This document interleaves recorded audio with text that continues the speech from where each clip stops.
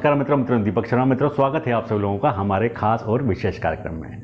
मित्रों, हमने हमारे पिछले कार्यक्रम में भगवान शिव के 12 ज्योतिर्लिंगों में से पहले ज्योतिर्लिंग सोमनाथ ज्योतिर्लिंग और दूसरे ज्योतिर्लिंग मल्लिकार्जुन ज्योतिर्लिंग के दर्शन किए और उनके विशेष महत्व को समझा। मित्रों, आज के कार्यक्रम में हम भगवान शिव के तीसरे ज्योतिर्लिंग महाकालेश्वर ज्योतिर्लिंग के दर्शन करेंगे और इनके विशेष महत्व को समझने का प्रयास करेंगे। मित्रों, महाकालेश्वर ज्योतिर्लिंग अत्यंत ही विशेष हैं, अत्यंत ही अद्भुत हैं और अत्यंत ही चमत्कारी हैं।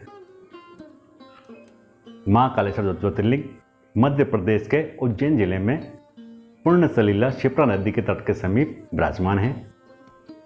महाकालेश्वर ज्योतिर्लिंग 3 रूप में है।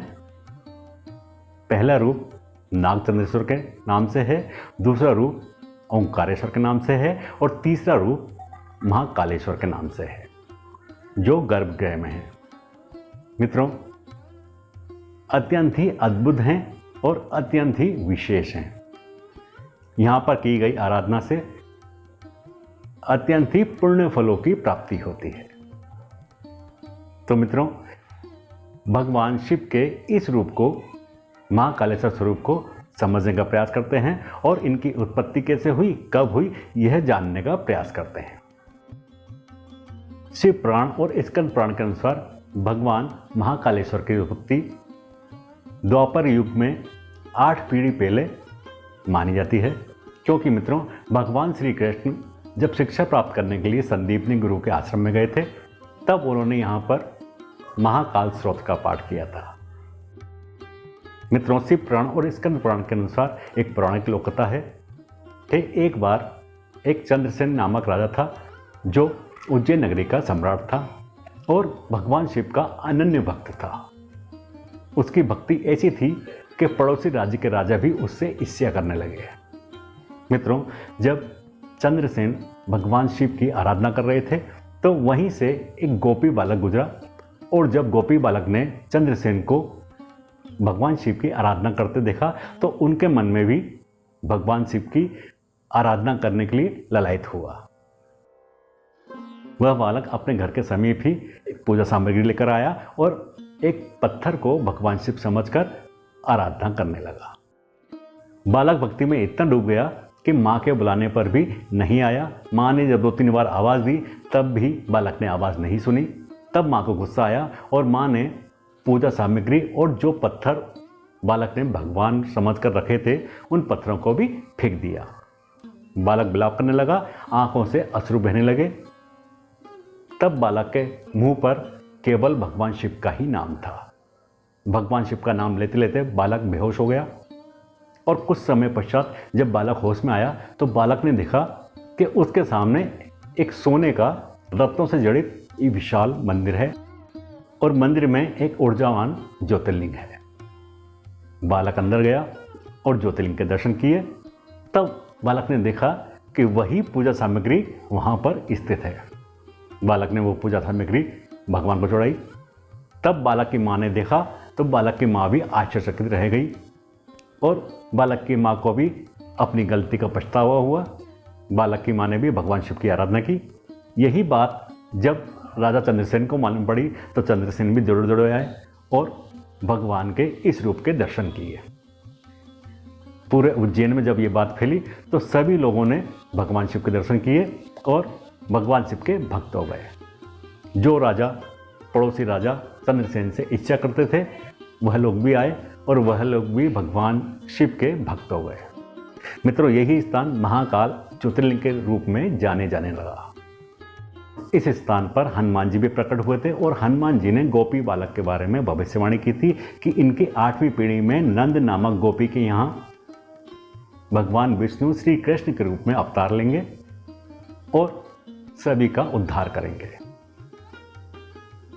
तो मित्रों, इस तरीके से महाकाल ज्योतिर्लिंग की उत्पत्ति हुई। अब मित्रों, महाकाल ज्योतिर्लिंग का नाम महाकाल क्यों पड़ा, इसके बारे में विचार करते हैं। मित्रों, एक बार एक दूषण नामक दानव था, जिसको ब्रह्मा जी से अनेक वरदान प्राप्त थे और उन वरदानों की वजह से ही वो अत्याचार करता था। इतना अत्याचार करता था कि लोग उसे काल के नाम से जानते थे। अपने आप को काल कहलाने का उसको भी शौक था। उज्जैनी नगरी में ब्राह्मण थे और ब्राह्मण भगवान शिव के अनन्य भक्त थे, भगवान शिव की भक्ति किया करते थे। दानव उनको भगवान शिव की भक्ति करने से रोकता था। दानव का दिन पे दिन अत्याचार बढ़ता जा रहा था और भक्त परेशान हो रहे थे। भक्तों ने कई बार भगवान शिव से प्रार्थना की, लेकिन उनकी प्रार्थना नहीं सुनी। तब ब्रह्मा जी को गुस्सा आया और ब्रह्मा जी ने भगवान शिव की पूजा करना बंद कर दिया। तब शिव जी हुंकार रूप में प्रकट हुए और उस दैत्य का वध किया।